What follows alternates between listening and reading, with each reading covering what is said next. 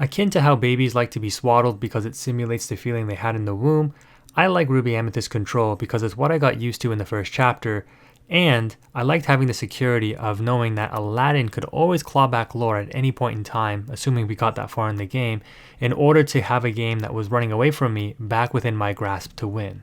Let's go ahead and break down my Rise of the Floodborn Ruby Amethyst update.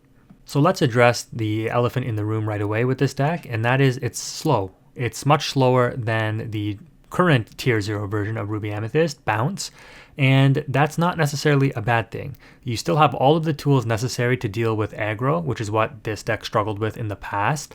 You still have a number of 1-drops. We play 7 in this version. We still play the Exerting Pinocchio, so we can tap down creatures early game and take them out with like Mim Snake or the 1-drops.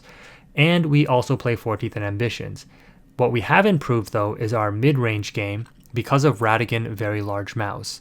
This card allows you to ready up one of your characters, any character that has no limitation, and you can exert one of your opponent's characters with 3 or less strength.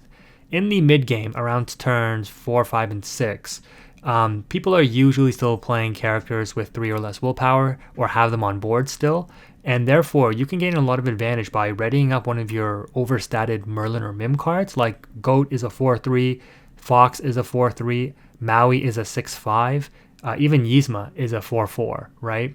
And then, of course, in the later games, you can be readying up huge threats like the Aladdin, as you saw in that opening clip, to get extra lore drain on the opponent, or Maleficent Dragon to trade like 3 for 1 off of a card or 2 for 1 directly in the same turn. It's absolutely insane. Not only that, you can also bounce back the Ratigan with any of the Mim cards in order to utilize it again, and I'll show you a match later where my opponent basically lost the whole game because of Ratigan. Like, their whole deck is mid-range, and just the looping of Ratigan just shuts them down completely.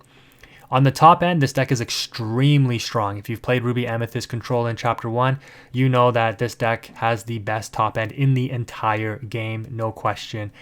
You have ELSA's, which locks things down in Quest for 3. It has 6 toughness. It's kind of hard to out. And you don't necessarily need the Ursula's like you play in the Bounce version now because you have the Aladdin.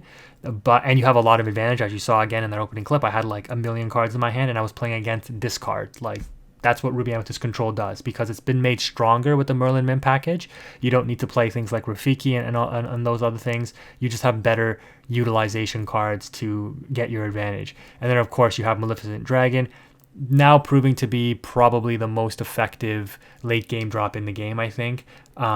Absolutely a monster. If anything, you probably want to run 4. I only run 3 in this list, but the rest of the list looks pretty standard.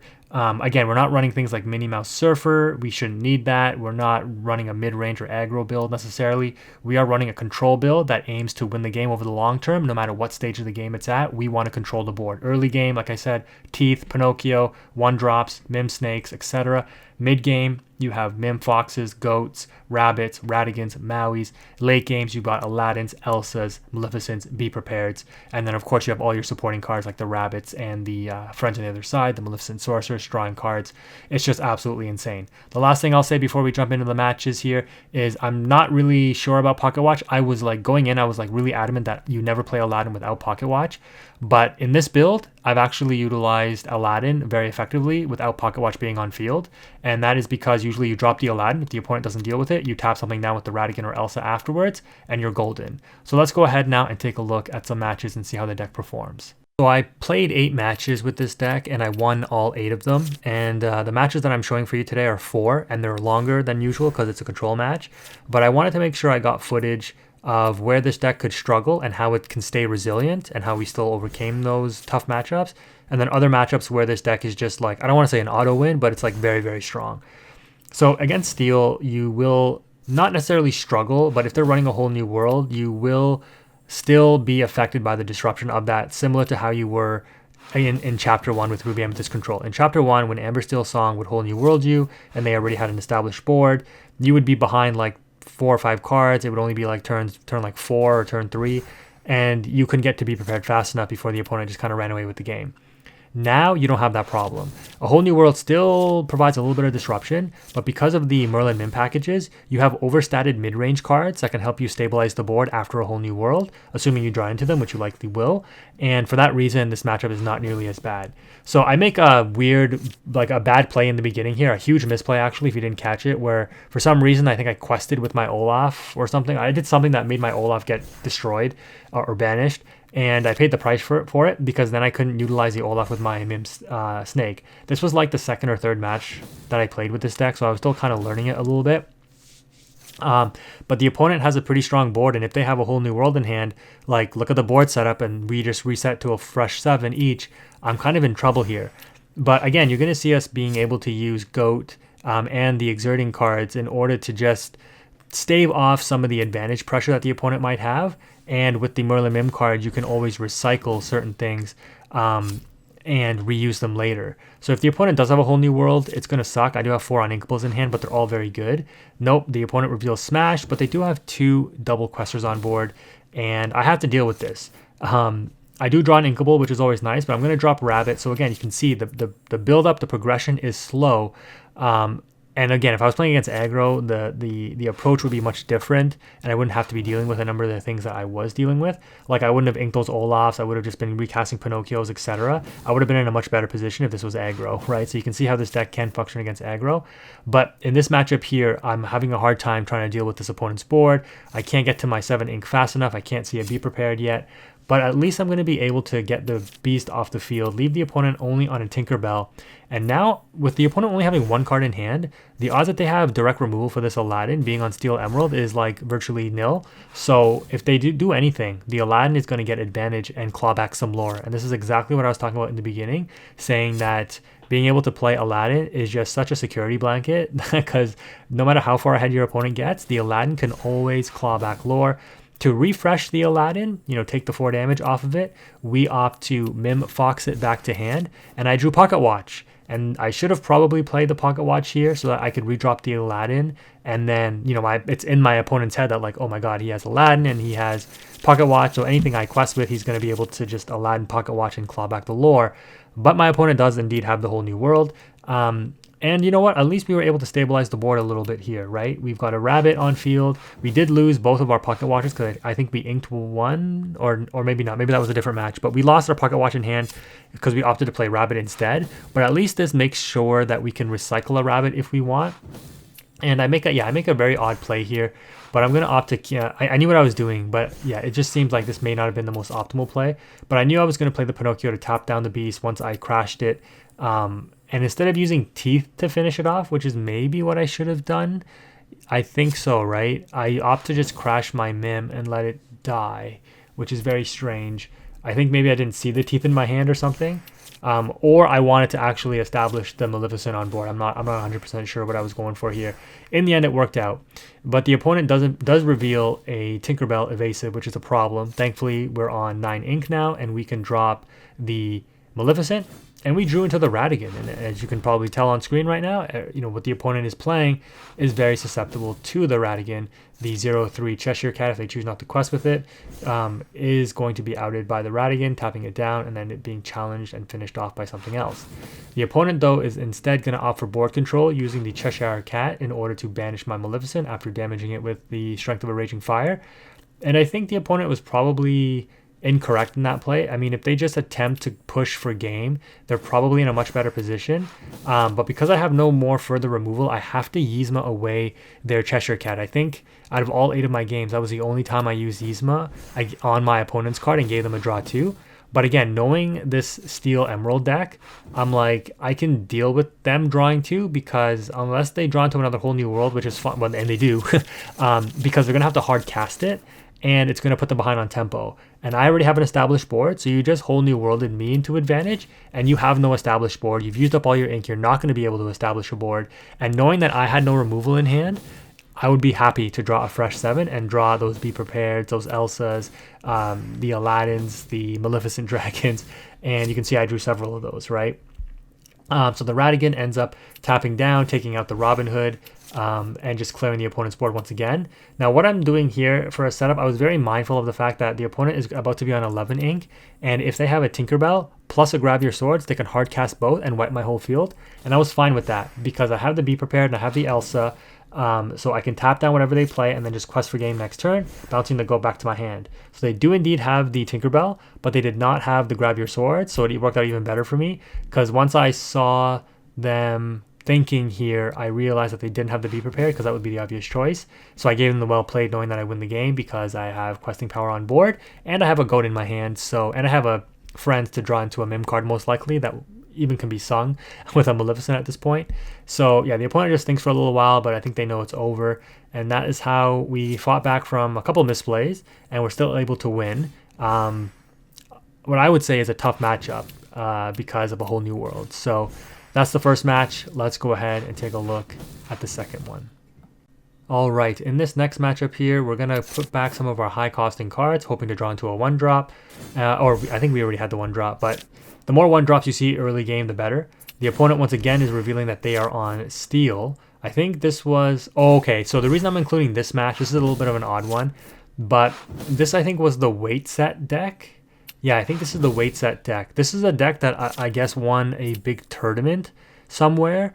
Or maybe not a big tournament, but like a 1K or something. And it basically utilizes a bunch of high strength characters to keep drawing off of weight set, which is kind of strange, but I guess it works. And basically what this means though is that my Ratigan is completely useless in this matchup, and being uninkable, it's just a dead card in your hand. I guess you could play it in Quest for 2, or play it for its like LeFou effect, air quotes, to just ready up one of your characters. But the opponent, once they start dropping things with 4 or more strength, that directly cuts off the Ratigan, which is 3 or less strength to exert on my opponent's side. Now, obviously, they still play their smaller shift characters, which is good if they play them, but bad if they stop playing them here, right? Right now, though, we're looking pretty healthy. We've got a good size hand. We've got a good rotation going. And anticipating the opponent had the shifted Cinderella, given that they discarded a Cinderella, we opt not to quest with the Mim Fox the previous turn. The opponent does quest for 3 though, so maybe it was worth questing to bait the opponent into attacking because, yeah, we don't want them questing for 3 with Cinderella. Regardless though, now they're going to start being able to generate that advantage off of the weight set. But I mean, they only have 2 cards in hand. I don't understand how this deck could possibly beat Ruby Amethyst. Like, it just seems too slow. I don't know. Regardless though, here you see us draw the Ratigan, but it's fine. We have double rabbit on field and we're going to be able to sing friends, and we're just 1 away from Be Prepared. So at this point, I'm not willing to overcommit to the board necessarily. I am going to try to save at least one of my rabbits with the Mim Fox, and we pass turn on that. Knowing that the opponent might overcommit to another piece on the board here would definitely be a signal to drop to Be Prepared, but the fact that they don't means that I'm not going to drop to Be Prepared here. So what we're going to do instead is actually drop Maui and opt to crash both Fox and Maui into the Cinderella. That deals with 2 Cinderellas directly, meaning the opponent should only have 2 more at most in the deck because they discarded 1. I ink the goat and pass. It's 12 lore to 5, but again, I'm not worried because I have Aladdin's. So the opponent is on the Hercules, draws a card from it, and again, just like you see the difference in the advantage, right? Yes, the opponent has bigger characters, but at this point, I mean, what is it worth? I drop a big character in the Aladdin, and unfortunately, Aladdin will like trade 1 for 1 with one of these characters if they do decide to quest, which is unfortunate. So they drop a Scar here, which is interesting, and they take out my Maleficent for free, essentially. But yeah, whatever they quest with, if they leave it exerted, the Aladdin will just trade off with it. So I ink another Aladdin, kind of realizing that my opponent wants to play slow, and if you want to play slow against Ruby Amethyst control, you will lose. Almost guaranteed, unless the Ruby Amethyst player doesn't know what they're doing and they make like several hundred misplays, which we do make a lot of misplays, so it's still very viable for my opponent here. Regardless, they're going to continue to establish board presence, redropping a Scar, and this is, oh man, Yzma is just like insane, guys. Like, in theory, I was like, why am I playing Yzma? It doesn't seem that great, but in practice, the amount of times that card has drawn me like 6 cards It's absolutely insane. So here you can see another interaction with the deck. The Pinocchio can exert a threat and the Aladdin can take it out. So that's really nice as well. And with that, we were able to equalize the lore at 10 apiece. The opponent just drops a Maui and an Amari, so some spicy tech, and they now opt to quest with the Hercules, knowing that the Aladdin is off field. But at this point, seeing the opponent overcommit, you know already, we have finally found the opportunity to drop the Be Prepared. And look at our hand compared to our opponents, right? Like Maleficent Dragon, Elsa's, like the opponent overcommits here, can't activate anything off weight set. You know already that Maleficent Dragon is going to drop and take out the Beast Tragic Hero. We also have a Be Prepared, but we're not going to bother with that right now because we can always sing it with the Maleficent Dragon if we want to do another board clear. The opponent drops Tinkerbell, which is totally fine. They're going to be able to draw as well. And the thing about weight set is that it costs 1 in order to draw the card when you play a character of 4 or more strength. So that kind of sucks. Anyways, the Elsa is going to drop here, tap down the opponent's board, quest with the Maleficent, and then that's game next turn unless the opponent has a removal for either one of my threats. They do not, and so as soon as I see that Cinderella, I give them the well played because I know that there's nothing they can do to out my board, and that is a GG. Alright, in this third matchup, I believe this is the clip from the beginning where we're going up against essentially what is a small variation on Zero Skater 12's discard list. It is Emerald Steel. It utilizes a lot of the same cards, like a lot of the 3 toughness characters to play around, like Teeth and Ambitions and some of the steel removal, etc. So seeing that, seeing the Prince Eric and seeing the Flynn Rider, I'm like, okay, this is the Zero Skater 12 list. I'm going to ink my Teeth and Ambitions. And you can see that this deck still is going to struggle a little bit against Ruby Amethyst. It's not a win by any means. I did lose to a discard deck. Shoutouts to AJ at my locals. I think he watches my videos. Because when that deck does what it's supposed to do, it absolutely, I don't think there's any deck in the format that beats that deck when it gets like the Bucky and the Prince John and then gets like a couple of discards off. Like it's very, very hard to come back from that, and that's why discard can be so strong. But when you run into a situation like this where they only have like one piece of it, they can't really get everything out of your hand. Because I played the same guy at locals like I think a week or 2 prior, and he had some of his discard stuff going, but I still ended up with like 7 cards in my hand because I was able to cycle my rabbits or get my friends on the other side going. And like, if you can't get everything out of their hand and get them into top deck mode, the discard deck just loses all gas so quickly.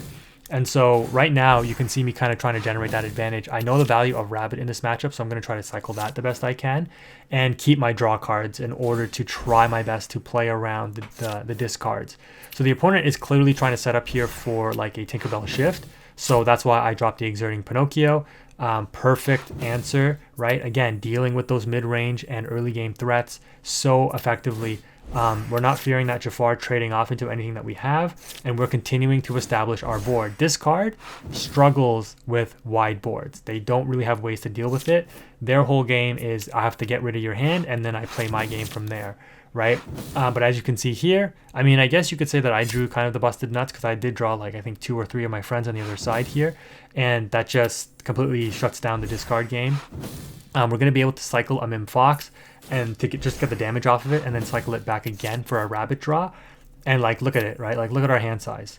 It's 6-7 cards. The Flynn Rider is never going to get utilized here. So it's a dead card in this matchup for the opponent now. The Grab Your Swords doesn't do enough. And this signals to me that they have a Tinkerbell, right? Because again, they played the early Tink earlier, or the small Tink earlier, and they wanted to shift it. So they set up the Grab Your Swords on the previous turn. I gave them the well play. That wasn't trying to BM or anything. Like that was like probably their only play to damage my characters. I thought they were going to wipe my board, but that's why I gave them the well play, but they just passed. And then I was like, oh yeah, you have Tinkerbell in hand, of course. And so yeah, they wipe out my double Mim. And this is why I didn't overcommit on the board because, hey, we can continue to ink and we can just drop the Be Prepared here, right? The opponent is likely sitting on a couple of uninkables in hand because unfortunately with the discard deck, that's what you play. You can see that they're stuck on 6 ink kind of thing. They forgot to pass turn. I was going to give them the whoops just to make sure that, you know, after they dropped the Jafar, clearly they weren't doing anything else to this pass turn. Sometimes people like do their action and then walk away or do something else on the computer. So just don't want them to go to the timer. But here you can see us again utilizing the Yzma, just absolutely crazy to draw. And then the Benja unfortunately takes out the Pocket Watch the turn. I was going to drop the Aladdin and the Exerting Pinocchio to get instant value because that would cost 11 ink, right? 1 for Pocket Watch, 7 for Aladdin, that's 8. 2 for the Exerting Pinocchio, that's 10. Okay, no, never mind. That only costs 10. Yeah, so we already have enough ink. But anyways, we're still going to go ahead and drop the threats on board because the opponent only has 2 cards in hand. And I'm like, there's nothing you can really have that can threaten me at this point. The match was over like 4 turns ago, honestly. But again, being a control player, I'm not BMing. I'm just potentially playing around a whole new world. Even though I'm drawing a lot of cards, I just have to constantly make sure that I have an advantageous board state over my opponent in case we do end up getting a whole new worlded, which sounds crazy, right, in a discard deck, but some of them do run it. I have run into it before on ladder, so it is something that happens, or on like in Pixelborn in the lab and stuff too. So you can see again that was from the opening clip, the Yzma advantage. We have like 8 cards in hand. The opponent just ends up scooping it up, and that is a GG. Let's look at the final match though. All right, this next match is in here because it's going to show you how effective Ratigan is at dealing with any kind of mid-range deck. And funny enough, while this color pairing of Emerald Sapphire may not be the most common, this version actually could potentially give this deck some trouble because of Ward. Because obviously we can't choose to tap down things with Elsa, Ratigan, or Pinocchio if the opponent's character has Ward on it. And so if they do get an Alice setup going, they could end up questing for 20 in 1 turn. If you've seen my Alice video, mine was utilizing Amber Sapphire, but that is a possibility. However, being on Ruby Amethyst, by the time that gets set up, you have to get a good setup going by turn 6 because turn 7 is likely going to be a be prepared. Here you can see my opponent is slow to establish their board, and that just benefits us. They do eventually get their Alice in rotation, but at this point the game is already over, sad to say. Because we have the Ratigan in hand, and we have like friends, we have Mim Foxes, like by the time the opponent attempts to set up anything for Alice, we're going to be able to remove it completely, right? Because the Ratigan can tap it down and then ready up the Mim Fox. So here you can see Mim Fox bounces back the Maleficent after it's already drawn a card and sung Friends on the other side. So much advantage. Comes back to my hand to be recast or inked, in this case inked. Like the resource game off this is just crazy in and of itself. We're going to quest with the Mim Fox, play Ratigan, tap down the Alice, ready the Fox, Fox take out Alice, Fox is still on field. Look at what you're able to accomplish when you tap things down with this like exertion combo kind of thing. Now the opponent is going to be forced to run one of their, well, basically their blue Mickey into the Mim Fox. And while the Mickey did generate advantage on its own, giving you an extra ink, or the opponent extra ink, the Mim Fox still took out 3 characters. That's crazy. And bounced back a Maleficent for ink, right? Like, how insane is that? The Ratigan also quests for 2, by the way, if you didn't catch that. And at this point, like, the opponent doesn't have enough gas to deal with my board. There's a number of different lines I could take on this particular turn. Like, I could bounce the Ratigan and recast it, tap down the Elsa once again. Didn't have to sing Friends that turn with the Maui. Could use the Maui also to take out the Alice. But I'd rather keep the Ratigan in hand because the opponent isn't threatening anything with this Alice and Pete on board. Like, it doesn't do anything. So having the Ratigan in hand and just having the opponent forced to play around it if they even can is just too strong at this point, because as a mid-range deck where most of your drops are 3 costs and under, the Ratigan just gets like infinite value, especially when you loop it with the Mim cards. I mean, in this instance, like I said at the start, if they have Ward, you have a harder time obviously utilizing the Ratigan combo. You actually can't, because you can't choose it to tap down. But again, it's not a huge deal because while they play slow, you establish way more advantage than they do, because you're establishing a board and you're drawing cards at the same time, and you can see the result here. So again, props to the opponent for trying a really cool combination, kind of similar to what I did with Alice with the Amber build. But at this point, like I said, by like turn 4, the game was over because our setup is just too overpowering. So yeah, you can kind of just see that there's no way for the opponent to really come back. Again, I have a number of different lines that I could do here. I'm not BMing or anything. I'm testing things out myself, looking at different lines. This is what the lab is for, right? You want to test things the best you can. And so we play out a number of different potential scenarios, and we end up executing one of the lines and seeing how it works out. But there's not really much else to say at this point. You can probably already tell, like, it's a pretty dominant showing from the Ruby Amethyst control deck. It's going to beat most things in the meta. What you will struggle against potentially is the flute song deck because you're a slower deck. If that deck gets enough flutes out early, they'll outpace you to win just off the flute since you have no item removal. In the mirror match, this deck can perform fairly well if you get to the end game because it has better top end threats than the Ruby Amethyst bounce deck. However, you do have to find a better way to deal with Mini Surfer.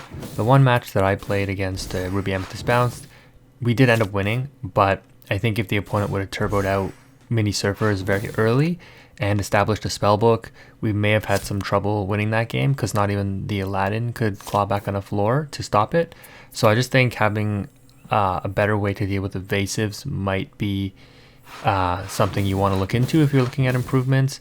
That being said though, if you can continually deal with the threats they put on board aside from the mini and they get up to maybe 10 or 14 lore, and then you can start dropping your removal, you will probably be okay because then you can start clawing back the lore with Aladdin in the end game so that they do not win off of goats.